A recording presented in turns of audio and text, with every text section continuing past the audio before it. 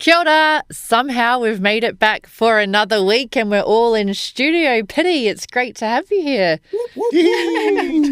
Good to be here. And Jordan, you've made it back. You didn't pull out early this week, bro.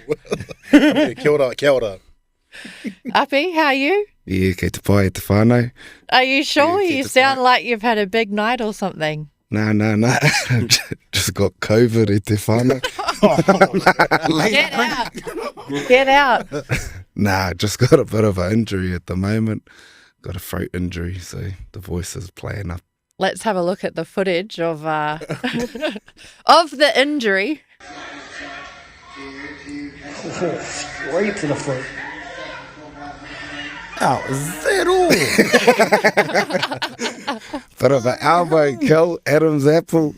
Actually restarted my career again in the weekend. Got to play for the Mount Albert Lions and Now you've got a bit of a roar in your throat. couldn't sing at the after party, that's for sure. Too many huckers with the kids. How was the comeback? Nah, it was mean. It was pretty exciting. First game in the local Fox competition for a couple of years, and I got the call about 10 days ago before that, so I had a 1 week pre-season and straight into it. But yeah, other than this throat injury, it was a mean win and mean to be back in that space. Couple of meat pies, was it, Yeah, for yourself? Couple of tries and Chip and chase? couple of chip and chase. Winding the clock back. But yeah, it was mean to jam with some of my good mates and get the W. Was the stats for the tackling, cuz? Oh, cuz. After that elbow, that's a missed tackle. There were a few missed tackles and there was a few yellow cards too. For yourself? No, my teammates. So we were down to 11 players, which rarely happens in league. So had to make a couple extra tackles for the bros too. But yeah, Yeah. Good to be back out there, though? nah, Mickey, bro. Yeah, Mickey to be back out there. All right, let's get into it. We'll start with our Black Ferns 7, start with some rugby. We said they were the best team in New Zealand just last week, and they went back-to-back. They won in Singapore. They beat Australia 31-7, and they take out the World Series. I mean, we pretty much said it all last week, but they just proved us right. Yeah. I guess, I think they only had to win or make it to maybe the semis, and they pretty much won the whole series, which was pretty awesome. But I know that, they're not going to stop there. They're going to continue with their form. And plus, I know there's an opportunity there's a couple of young girls in there. Give them an opportunity to hopefully play a bit longer in terms of minutes in the games and things like that. But yeah, it was mean that they managed to do that. And they didn't even play in the final to achieve that. Well, and it's great. They only have LA left, but they already know they've locked the series up. Yeah, hard. And I think it's a three-peat. I think it was in the weekend. And as we were talking about them last week, the girls such as Sarah Hedden, who's been there for, I think it's her 13th season, playing in the Black Ferns Sevens, and it's just amazing. And hopefully we can see them again next year. I don't know what that crew's doing, but these young ones are really coming through. Play a bunch of sevens, cuz? When I play cuz, it turns into eights. But what a way to finish though. Disneyland, here we come. Yeah. That's going to be me. Sticking with our wahine, Aupiki final is this weekend. Blues women versus Matatu. And the curtain raiser is actually the Blues men in Moana Pacifica, and it's going to be a Pacifica Fest. It's great to see. I mean, we've been saying it all year and so have the players, but it's great to see, I think, our wahine get this recognition and be in prime time, 7 p.m. Yeah, well, I think, on one of our India tours, we played a curtain raiser to the women, and I thought that was cool. Only thing is, I didn't even know till we got to the aftermatch and then seen the bloody woman. Hang on, why are we up here? We should be down there supporting our women. So yeah, this is actually pretty cool that the men are actually curtain raiser to our wahine's final, and it's going to be a hell of a game. I know they've sort of been one apiece, I think it is this season. Mm-hmm. So yeah, it'll be another hearty round of women's footy. It'll be at Eden Park. Jordan, I want to know if you're going to be treated to hospitality. They're going to roll out the red carpet for you. You've been hosted a couple times this season. Firstly, I just want to say that I always knew our Blues wahine team were going to make it to the finals. Shout out to Caitlin. I'm glad we didn't get that race done. But, she did need to save her energy for this final, and that's what I'm looking forward to when I eventually do go there. So anyone who's got tickets, let me know. I'll get down there to support our ladies, and if the Broken Door karakia for opposite team, bro. Got you. I Got you. But Api, you won't be able to go and watch the final because you've got a different kaupapa on this weekend. Yeah, heading up to the East Coast this weekend. Poached a couple of Pities players. Getting our girls ready for the Māori League Nationals, which will be in a couple of weeks in Rotorua. So I'll be having my coaching hat on this weekend. How many grades you got going to that? 15s and 17s girls, so 2 teams, and same with the boys, so 4 rangatahi teams. But you never know with the coast. We've got about 50 registrations, but that normally means half of that. So we've got 12 in each team at the moment. So you're looking for more we might players? have Pity you got any to poach a few more on our way to Rotorua. Well, I might have to send them as, hey, you fellas want to go and play for the coast? But yeah, excited for that kaupapa and giving our kills an opportunity on that platform. I mean, that whole kaupapa, like, I've been involved now for the last 3 years, coaching my kōtiro, coaching my son's team as well, helping out in that space, and it's just getting more and more bigger and bigger of these girls wanting to play footy. And the hardest part is we've got a lot of girls that aren't of Māori descent that are really keen to come along to this kaupapa, but know that they can't because they're not Māori. But I mean, I do feel sorry for them because they don't get that opportunity to be seen like all our rangatahi that get this opportunity. Like, it's a cool pathway for these kids to be looked at and hopefully get an opportunity to play in we've got a few that have played in the NRLW as well. So it's a mean kaupapa, and I can only see it getting bigger and bigger. Yeah, the cool thing for me over the last couple of years is seeing, former players such as Bodine Thompson, used to be at the Warriors, bringing back kids from Ahitereiria, from Aussie, our Māori kids living over there to come and represent and play in the tournament. And I just seen Adam Blair's doing the same, bringing back a team from Sydney, and giving those Māori kids an opportunity to come and represent their whānau and their iwi too. So, and as I said earlier, bro, like the scouts are there, like right from the age of 13, they're picking up our kids and starting them on their professional pathway. So it's a huge opportunity for our kids. Yeah, I agree, and something that we don't have in netball. So maybe it's something that netball needs to look at and provide an opportunity for our rangatahi and to start something maybe in line with the league tournament. And try and get it happening for netball. But mean kaupapa, absolutely. Right, sticking with rugby though, Moana Pacifica on the weekend beat the Tars 45-28. Historic first ever back-to-back wins. At what point is the dream of Moana Pacifica no longer just a dream and, they're being taken serious and they can go that much further forward in this competition? What do you reckon, Marcus? I don't know. When you think about teams of dreams, right, and turning it into reality, I'm still a Warriors fan, and that dream is a reality. 30 years later. 30 years later, but I'm like, I like the expectation. I like the expectations that the Moana Pacifica team has set, and it's always kind of felt like it's around development, rather than kind of bringing in this new team and winning premiership or winning championship. So I like that approach. So that's kind of where I'm at with the brand. How, Whakaaro? I think maybe they are getting results now, and results are important. But the way I see it, I think they're already winning. As soon as they started this kaupapa, like the impact they're making, not only here in New Zealand, but to kids in the Pacific Islands and around the world.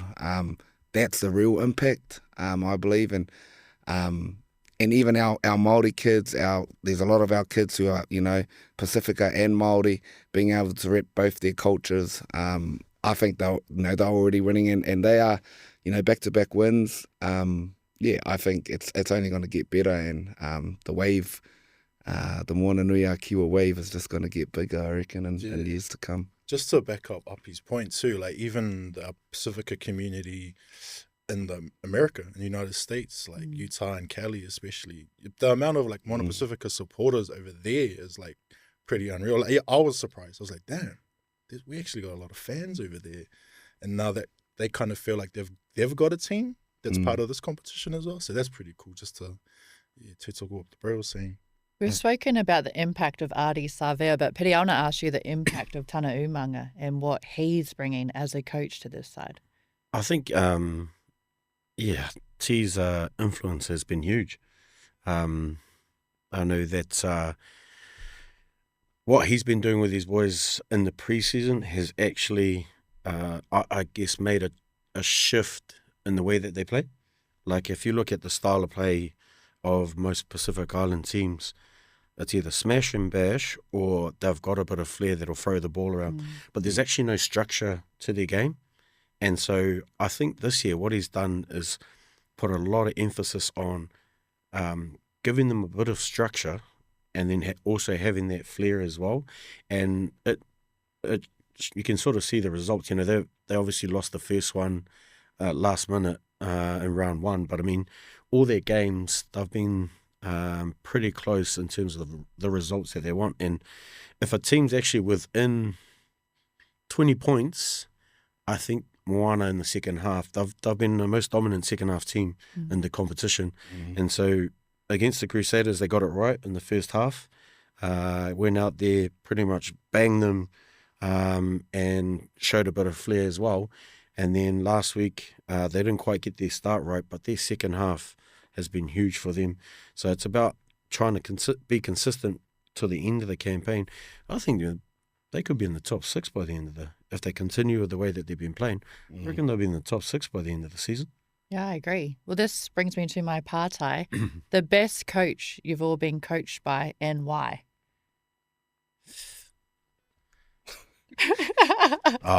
Oh, yeah, I've got one. Okay. Yeah, Smithy, Wayne Smith. Oh, yeah. I think learning from him in terms of the way he coached was totally different to any coach that I've ever had. Most coaches tell us what to do. He asks questions of us and we find the solution and the answer to it.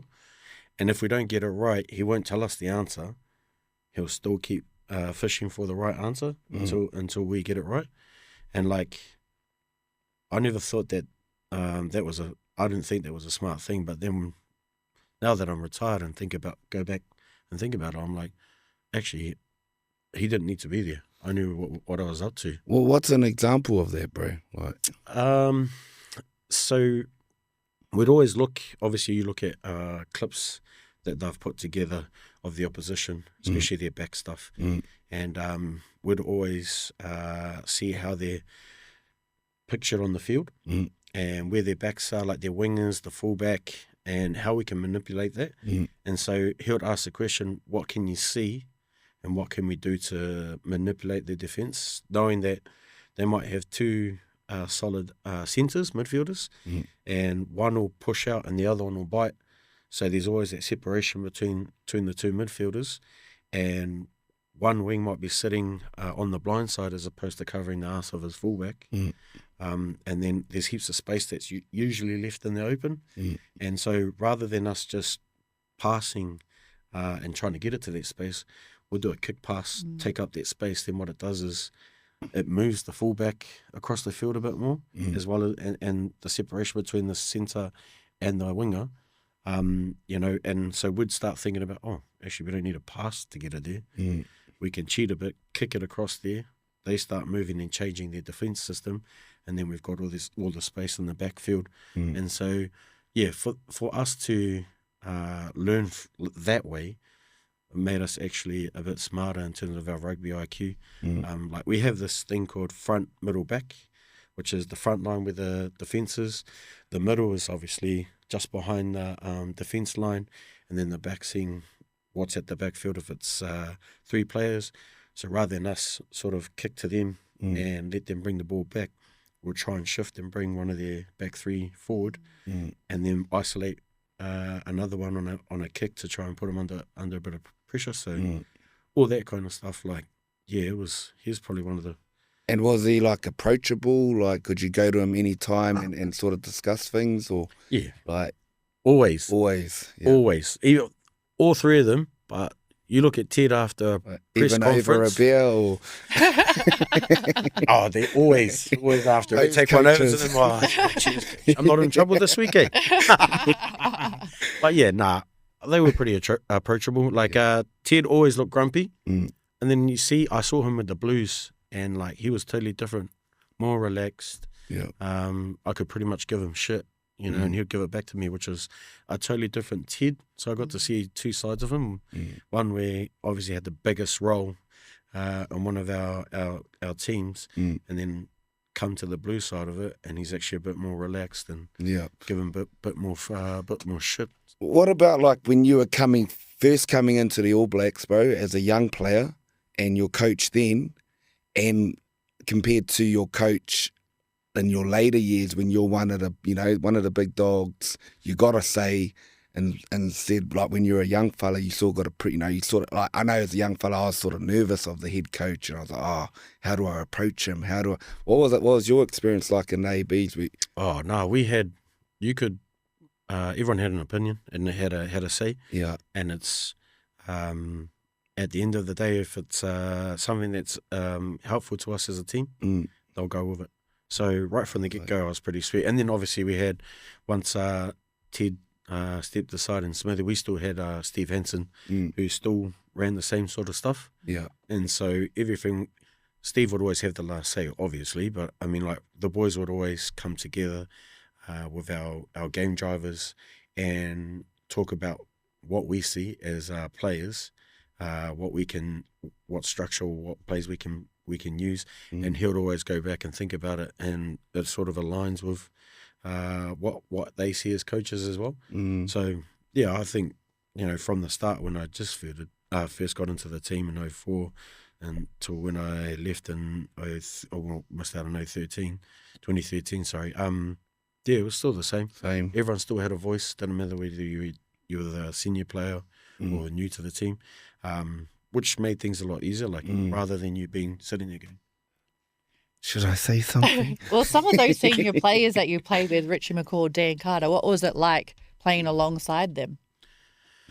Oh, well, Richie's is a different type of leader. He leads by actions. So we just followed what he did and, tried to be very similar, if not be close enough to it just to support him and what he does.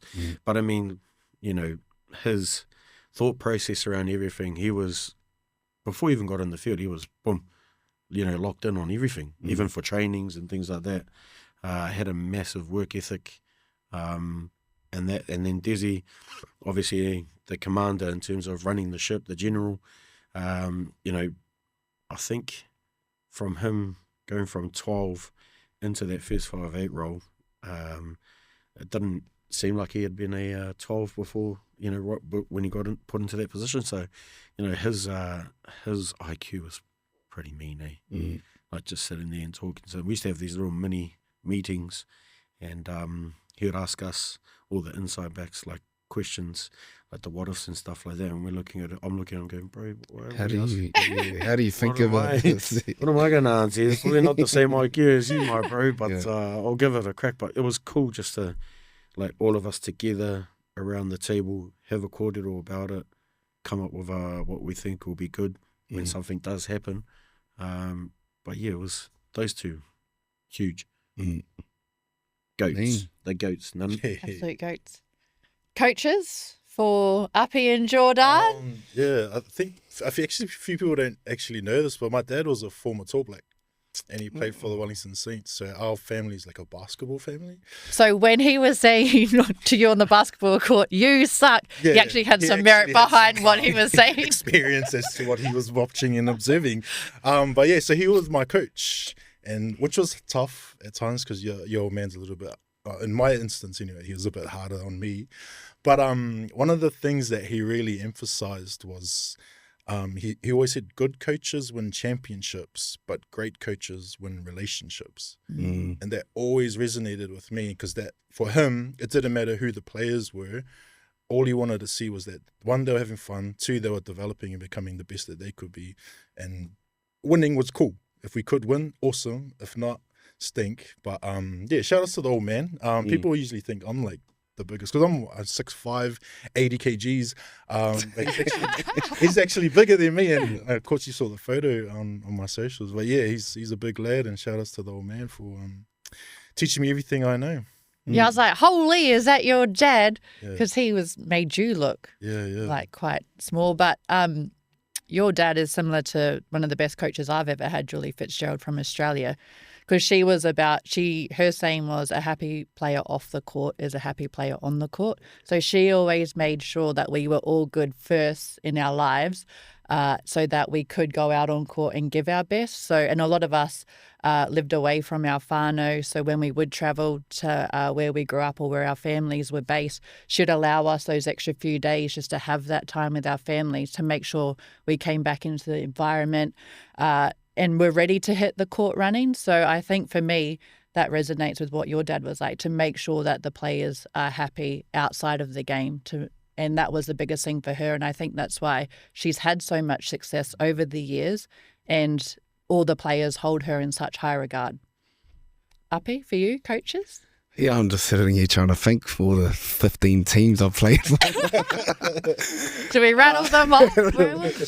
Warriors, Knights, Eels, Ireland? I've had some really good coaches, like the likes of, Ricky Stewart and Brad Arthur and Pat Lamb and rugby union too, and Stephen Kearney here at the Waz, and but just like you, bro, I got a goat coach too, and that'll probably have to be my dad. My dad was my first coach, and I'm one of those fellas too. Dad was the coach, so I'm the captain, and I also lead the haka.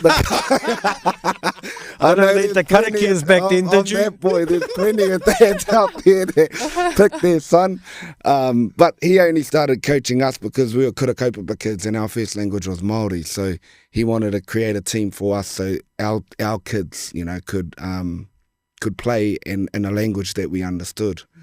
So big me to the old man back then when we were 5 years old, and that's what I think is most important in a coach, is someone who can allow their player to come with their whole self and bring their whole culture, and that was something I didn't experience in my playing career. There were places where I was like, oh, I can't be Māori here. I sort of got to leave that at the door. So that was something that was really really important to me, and I've had a few coaches who have been like that over the years, and one in particular, my under-20s coach when I was at Newcastle, and he was someone who cared about me not only as a player but as a person, and we still have that relationship and we still stay connected today. So that's what's important for me as a coach. Yeah. I've got one more actually. On the same sort of kaupapa as my mum. My mum used to coach me when I was a kid. In T-ball and in league, and I wouldn't say I was the captain, but I was probably one of the most painfulest kids to coach with my mum. I don't believe that at all. What do you mean? Yeah, pretty much. But the best part was she would be strict on me, try and bloody keep me in line, and stuff like that. But yeah, my mum was probably one of my first coaches that I enjoyed, but probably gave her a bit more stress than fun as a coach, more than anything. So shout out to the old lady and to my mum. Nice, love that. Well, we're going to stick with you, Petty, because I'm going to bring up your Hurricanes. That 1 point loss to the Blues, tied at half time. I know. That break your heart just a little bit. Yeah, I guess if we had got a few conversions, the game might have been a bit different. But yeah, tough pill to swallow. But I guess, the beauty is they went out there, they gave it a crack. It just didn't help that Bodie came back from injury, decided to start playing footy in the second half, and was mean. and should have told the boys to tackle him a bit harder. So they Bit didn't. But late. Well, yeah, elbow to the throat. Hey, that works too. It was a mean game. It was a mean game to watch. Like, you know, as a fan watching both teams go at it, like, you don't really want to see a blowout from one team. So, you know, I was sitting on the edge of the seat like, come on, get over the line, boys, you can do this. And then, you know, kind of betting for both teams there. But, yeah, it was a tough weekend for the boys. Hopefully they can bounce back this week, though. Jordan, you must be happy because you're a Blues supporter that they won, but are you concerned with where the Blues are? They're second last on the ladder, sitting down there in 10th. It's not about the big picture sometimes, you know. You just got to take the small wins. I'm just glad, you know, Piri was a little bit upset about this. Oh, the Blues, they Blues mana. How's the Chiefs going? Oh, we're not talking about them. We're not talking about them. We're gonna see a bit of paint like the Mount Joker, Mount Smart Joker. He goes to the games too sometimes. Actually, the bro does. The Blues hook me out. Maybe we can make that happen. After you bring up the Chiefs, they're sitting top of the ladder, but a sharp-as moment that I want to mention is Sean Shooter Stevenson. He hit 100 games as a Centurion. They beat the Reds 27-15, but just a huge accomplishment for any player to reach 100 games. Yeah, I don't know what that feels like. Yeah, you know, like any player who reaches 100, you know, especially in Super, that's a huge achievement, and he's been one of the top players in that team for a while, and big me to the bro, for reaching that milestone. But what's a milestone in, say, netball? Is it 100 games or? It'd be 100 now. Yeah. Yeah, but I think even, it would have been probably 100 when I played, or over 50. Yeah, because we just don't play that many games. Like the girls this season, once ANZ starts up, it's just 2 rounds. So it's hard to hit big milestones like that when it is condensed seasons. How many games did you play? 70 ABs, and then Super. I played 130. Ooh. Yeah. I remember at the start. How many seasons, bro? Oh, I think it was 10. 10 seasons. 10 seasons Super. That is Back in the as day. you had, bro. No, talking about milestones though, like even in the Heartland comp, like there's 8 games per year, right? And then you get a semi and a final if you make the final. So that's 10 games. So we had one of our players, Wahine Timoana, got his 50th cap, and he debuted in 2013. So it's like, Wow. you know, a 12-year stint just to get the 50. So it just all depends on like amounts of games, I guess, bro? Did they give him a cap? Huh? The coast, did they give him a cap for? Nah, we get a blazer. Oh, you. Yeah, but he got a yellow card on his, on his blazer. Oh, you have to bring something like that up, hey? You sure it wasn't you that did it? But, you know, milestones are important, bro? Yeah, 100%. Like, I know with the ABs, you get for your 100th, you get a silver cap to pretty much show the achievement. And like, when I was with the Hurricanes, we used to get a ring for 50 games, and you got another ring for 100, which was pretty cool. I remember the boys like Mata and Namir showing me their rings. Like, oh, where's yours? Like, Yeah. that's where it is, boy. But to celebrate like milestones like that is huge, because I remember when I first come in to Super Rugby, it wasn't common that someone would play that many games. Like I remember, I think it would have been Rodney at the time. He would have been sitting on like 20 or 30 games, and for him to stay in Super Rugby for such a long time before he went overseas was huge. And I think Tana was probably our first Centurion at the time. So I think for Namir, it was something that he wanted to do, being another Wainui boy following the footpath of Tana. I was heading in that direction, then had to sidestep and go this way. But yeah, to celebrate like milestones like that in a competition like the Super Rugby or even international, like that's huge. If you can stay in the game and played top level footy for such a long time, that's a massive milestone. Huge. Speaking of that, how many years did it take for you to reach your, was it 70, 71 games in the All Blacks? 71. 71. 10 years? 10 years Yeah. in the black jersey. And how many tests would there be every year, bro? There's about 12, I think it is. 12, yeah. And that depends on the And a India World Cup tour. year too, would there be more if it was a World Cup Nah, year? or Or would it be around the same? Roughly around the same, because we ended up cutting the Tri Nations by one game, one round, so that we could play the World Cup. So yeah, it was pretty, like, to be playing for that long was pretty like a pretty cool achievement. But I mean, you look at guys like Kiwi and Richie and that, who, you know, were huge in terms of their career at the international level anyway, was massive. And like, I know that there's probably a handful of international players that have played 100 or close to 150 international games.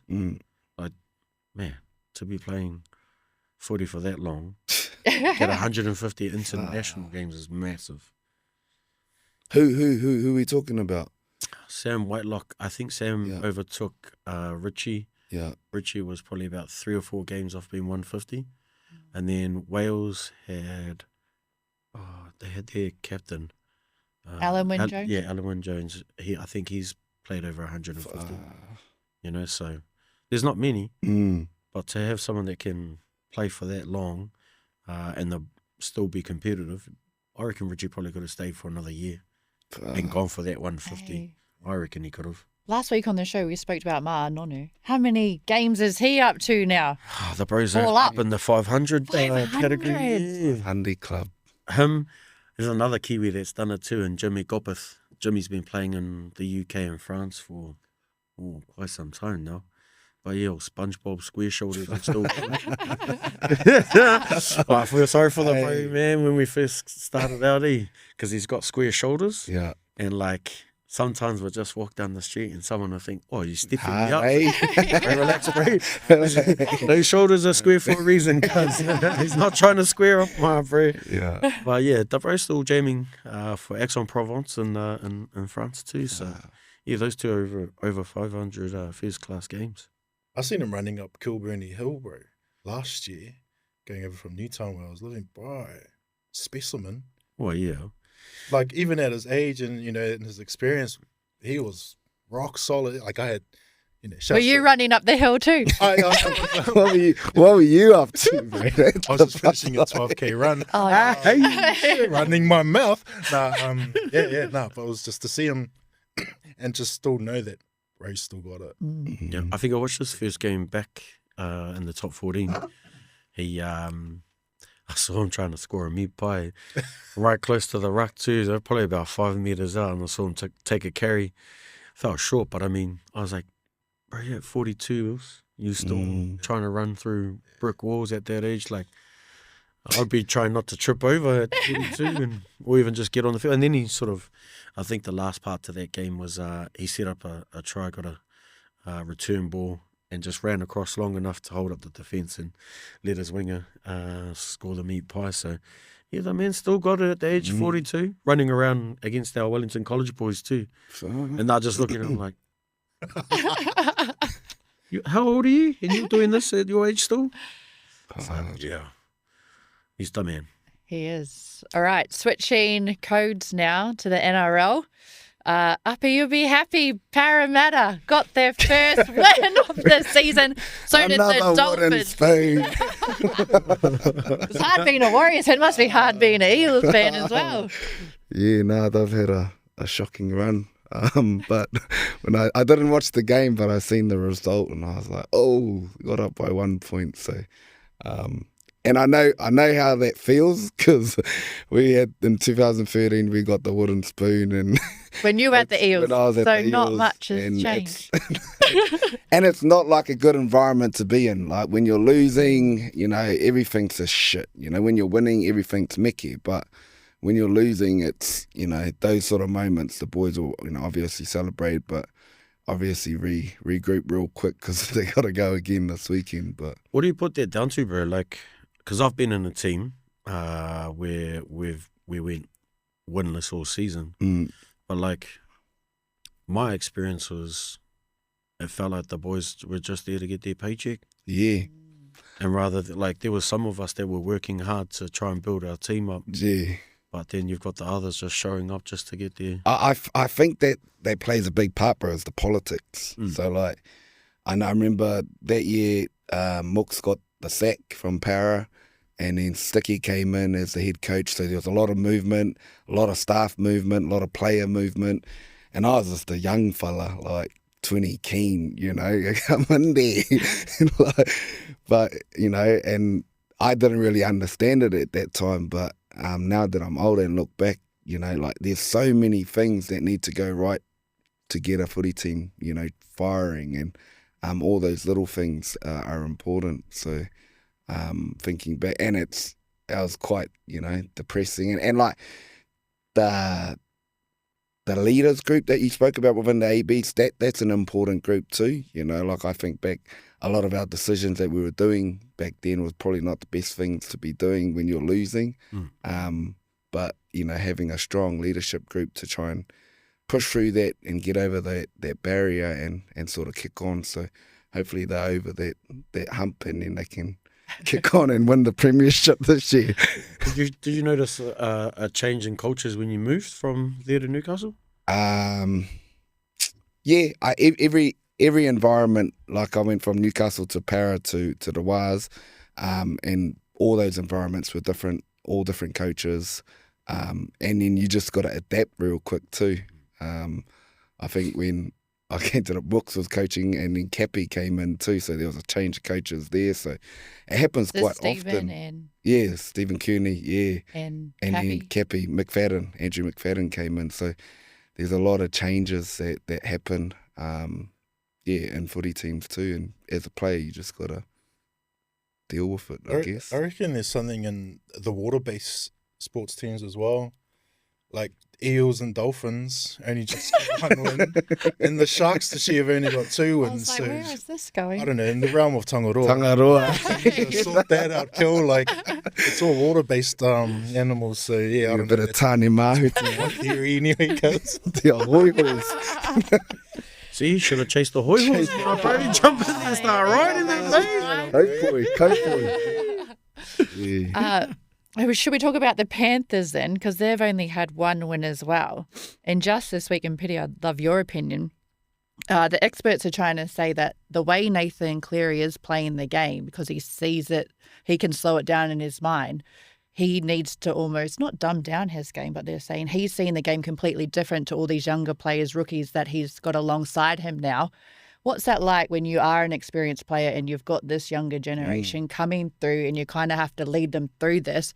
And it would be tough for him because it's probably new territory for him after being so successful. Well, yeah, and the other one is like, do you give them all your skills, or do you hold back on a bit just in case they push you out of your position?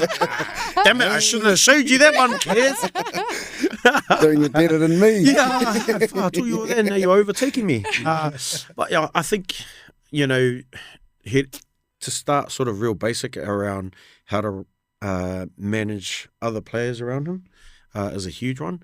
Like, rather than me spend time with just you on the field and your game, he's got to make sure that he spends that time with all the rookies in the team, but without sort of giving them too much information around what they need to be doing.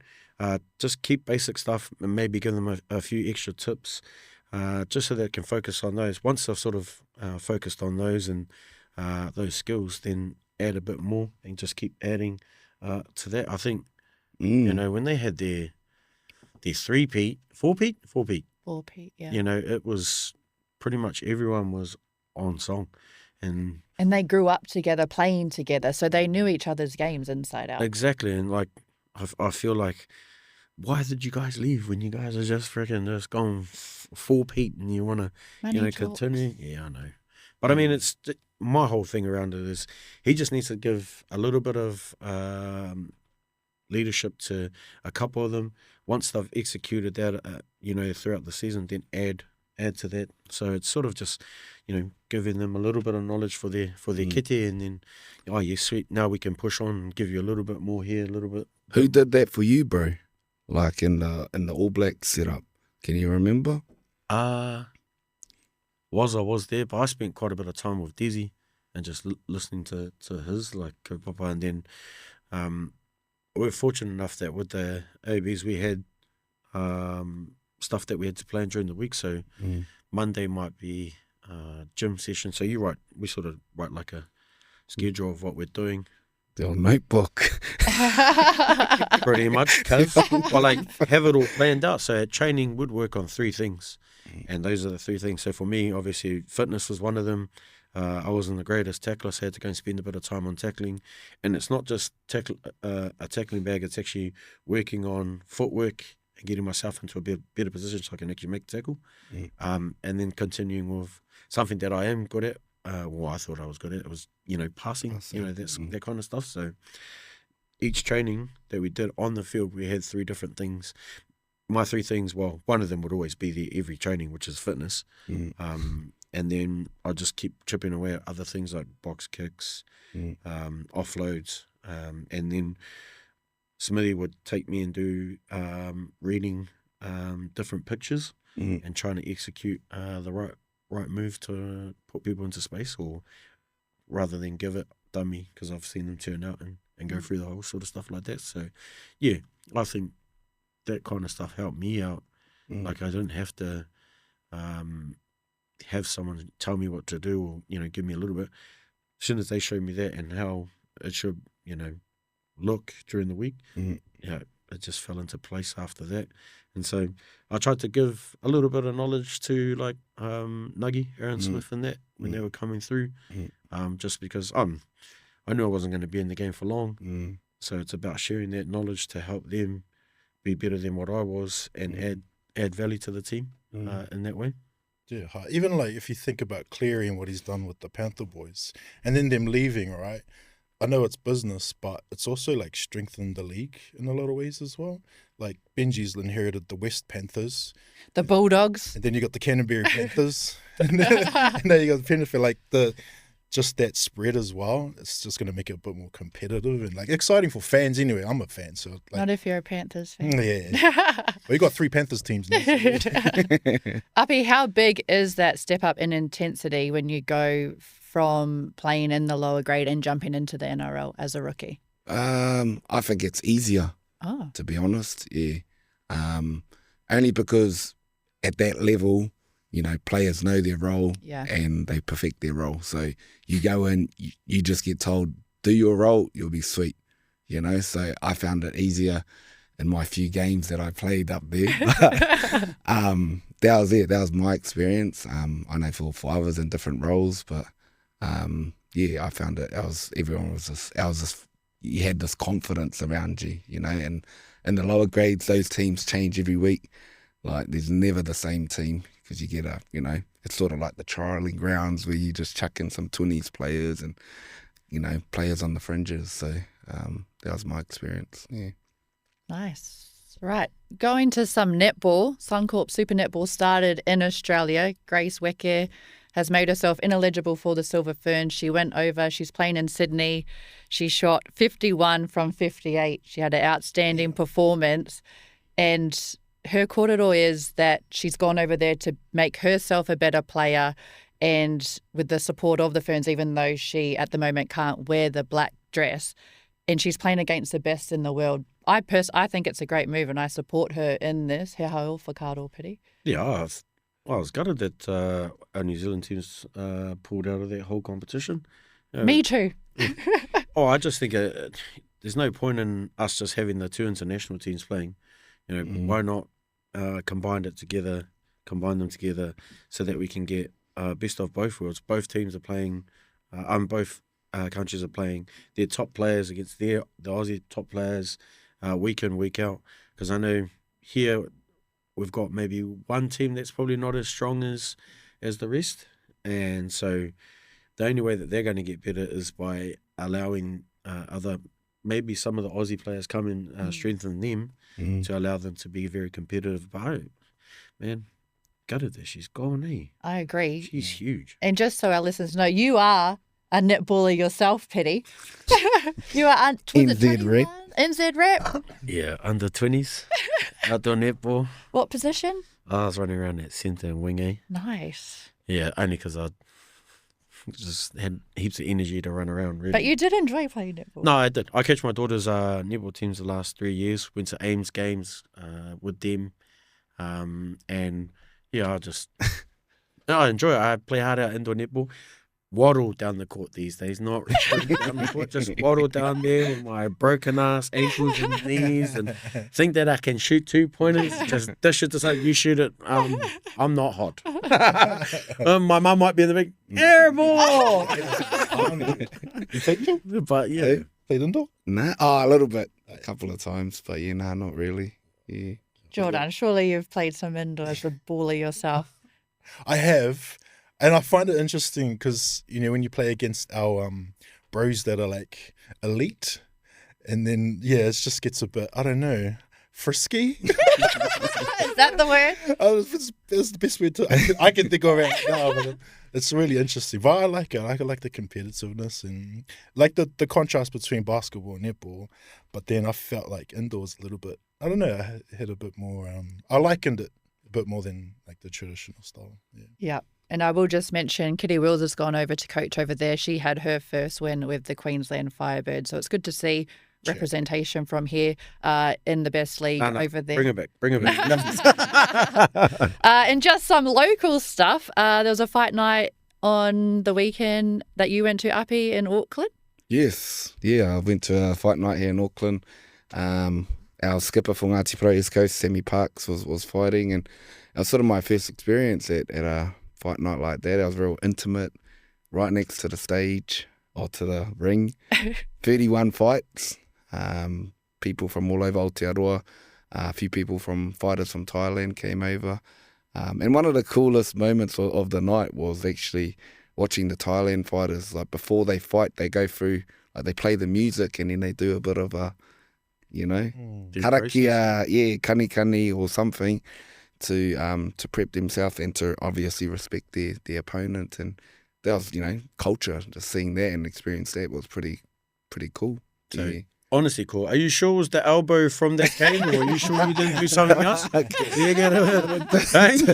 didn't have a Mickey Mac out and too bloody. Nah, pono.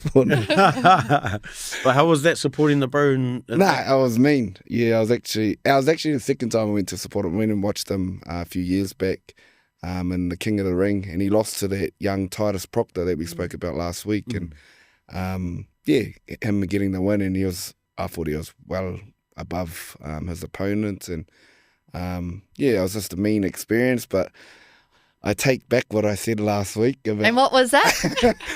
Well, I did say last week I wouldn't mind jumping in the ring. Holy heck, there was some wicked knockouts, man. Like, but there was at least 3 or 4, and the bros are just Seen stars. Yeah, moi.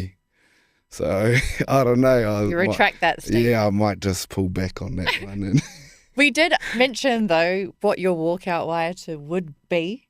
So have you thought about it, Jordan? I can see.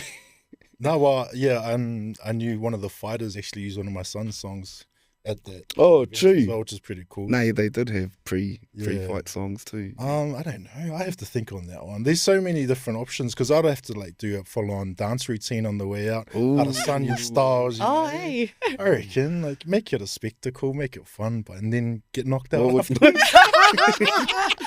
At least you won the walk-in. At least I won the walk-ins. What would your theme be?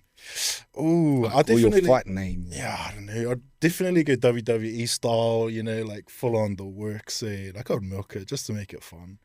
Yeah, I don't know. What about you were close to fighting. Have you got your waiata? Well, my one was Only God Can Judge Me from Tupac. That was when I was gonna go do Fight for Life. That's what I wanted to walk out with, that song there. And then when I was getting a bit more into it, I was going to actually do the one with Snoop and Tupac. Two of America's Most Wanted. Oh, yeah. Just as I like The that. winery's coming out. Holy. That's what happens when Dad has a CD stacker and the first discs are Tupac. But yeah, I think those probably would have been my two. But now that I'm older, I'm like, maybe something that's a bit more cuddly because I don't want to get knocked out, bro. Well, I've been to for mahi to some of the UFC, and I like what Bam Bam Tai Tuivasa. He always gets the crowd involved. Like he's done Barbie Girl, and he was in Paris, so he did Moulin Rouge. So I think I'd go more that to get the crowd pumped and just give them like an Aretha Franklin or something, respect or something, just to get the energy up and hopefully get my energy up. But if I was ever, which we decided we're not going to do that, Pity. We've thrown our hats in for that one. Api, you got a waiata? Yeah, I don't know. I don't really know what I'd just do something like, I don't know, I spoke about it, like something about culture. Like I'd probably get, like, do you remember TA Polder, those traditional games, bro? And you'd be walking down and the kuras doing, the taku, patu, taku, like something like that, bro. Like having my boys or my whānau there and just doing something like that just to Actually, draw some energy. Hasn't someone done a haka for one of their walk-ins before? In one of those fight nights? I feel like one of our boxers or maybe even Was it Mark Hunt, James Tahuna back in the day? Maybe. I thought At the that was pretty UFC? good. Isn't it? Same sort of... Yeah, I've seen a few. Like I've seen one of the Cook Island fighters. He's one of the tall heavyweight boxers at the moment. He does their haka before each of his fights. But yeah, something like that, or a bit of kahu waitua, taku manawa, ko waiapu te awa, ko Ngati Porou. Anything for the case. Anything for the case, Margaret. Yeah, right, that'll be me. Just not got a kiff. Well, while we're speaking about the fights, Api, you said you enjoyed it. There is Stealth Fighters League in Auckland on the 3rd of May, and they've got a giveaway. So thanks to Stealth Fighters League and Coco Media, they're giving away a trip for two. They got flights, accommodation, VIP tickets to Stealth Fighters League 2, to the weigh-ins and to the after party. They're going to be down in Christchurch in August as well. So the giveaway is actually for two from the South Island. They'll fly you up so that you can attend. So that's a meke. Do you have to be living in the South Island? Could you That's just... what I was wondering. Could we just fly down there? return? Yeah, my cousins... And get a flight up. And A few cousins down the coast. I mean, hopefully we've got some listeners from the South Island, or you could do what Pity wants to do and just enter anyway. Yeah, why not? Yeah. Why not, whānau? Sign up. Sign up. Follow them on Instagram. Sharp moments. Ooh. Do you win? Good. Do we do that this week? Yeah. What do you got? Well, Yeah. my one was watching our Tony Whare Rugby League Club having our training camp over the weekend whilst I was watching on my phone and how it was going. So shout outs to the brothers. Obviously training is at the moment, so I'll get there eventually. That's a sharpen up moment for you, bro. I'll get there. Holy. The comeback's still coming. Straight up. Ups. Sharp. My sharp moment was actually in NRL, bro. Sebastian Chris, round 5, Canberra won in full time. Yes. That was pretty wicked. I was sitting in the lounge and chahuing. So shout out to the Canberra Raiders, my second team. Is there any other teams that you want to shout out to? Because you're playing what, Newcastle, the Wans. Yeah, I'll go our wahine sevens to taking it out. Yeah. Yeah. Pretty wind on you. Probably not a sharpen up or sharp as moment, but I want to know what's wrong with our sevens boys, eh? So maybe we have a korero about that next week, eh? Absolutely. Yeah. Shall we finish on that? Yeah, why not? Hopefully, if you fellas got any ideas what's missing, I've got my views on it, but it's totally different to how our wahine are running anyway. And but yeah, well, that might be our kaupapa for next week. That's us, Yeah. I know. Next week. Gee. Cheer.